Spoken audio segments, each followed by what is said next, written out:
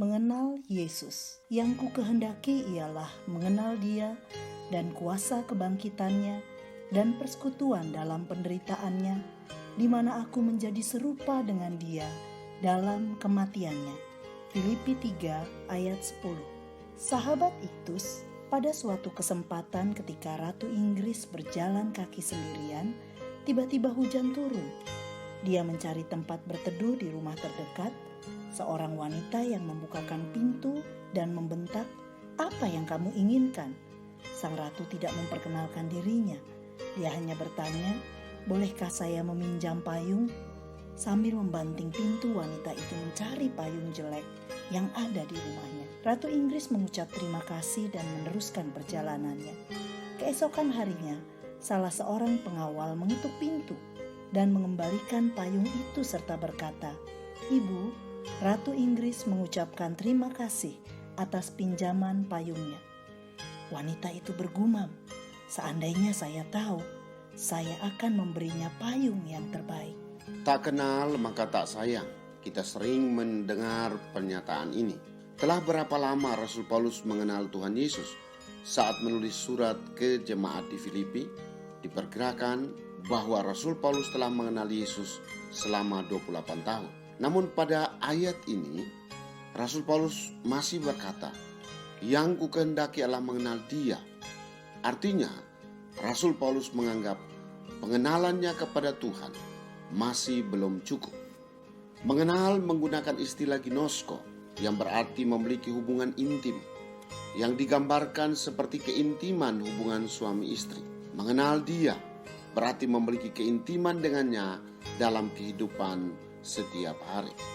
Ayat ini tidak menyampaikan tentang kronologi kisah Tuhan Yesus, karena jika berdasarkan hal itu, maka urutannya adalah penderitaan, kematian, dan kebangkitan. Ayat ini lebih menekankan unsur pengalaman dengan Tuhan, dan Rasul Paulus mengangkat 3 hal penting ini berdasarkan apa yang telah dialaminya.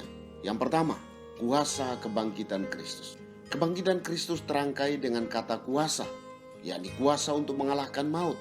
Mengalami kuasa kebangkitan Kristus terjadi pada saat seseorang percaya dan menerima Yesus sebagai Tuhan dan Juru Selamat pribadi. Sejak saat itu, maut tidak lagi berkuasa atas hidup kita, karena kemenangan Kristus atas maut juga menjadi kemenangan kita.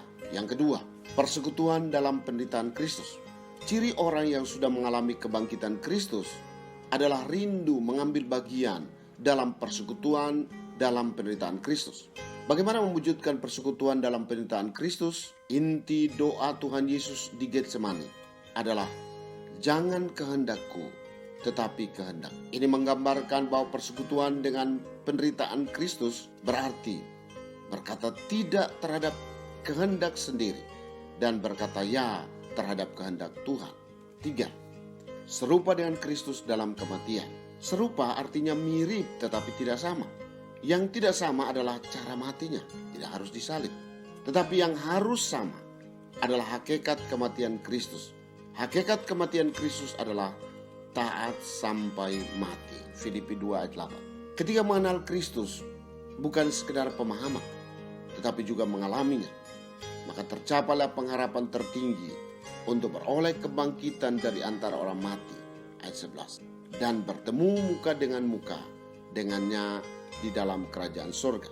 Sahabat Iktus, tindakan meresponi kasih Allah adalah dengan mengambil sebuah keputusan untuk percaya dan menerima Yesus sebagai Tuhan dan Juru Selamat.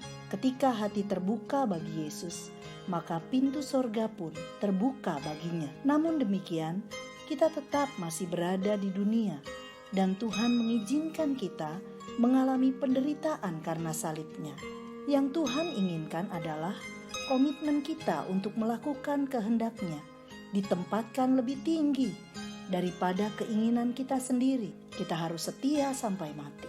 Kesulitan atau kelimpahan hidup tidak boleh menggeser kita dari keputusan untuk mengikut dan melayani Tuhan. Sahabat Iktus yang dikasihi Tuhan, sudahkah saya mengalami kuasa kebangkitannya? Apa penderitaan yang saya alami karena menaati kehendak-Nya? Bagaimana isi komitmen setia saya kepadanya? Ya Tuhan Yesus, Sejak saya mengenalmu, saya selalu ingin lebih mengenalmu dalam hidup saya setiap hari.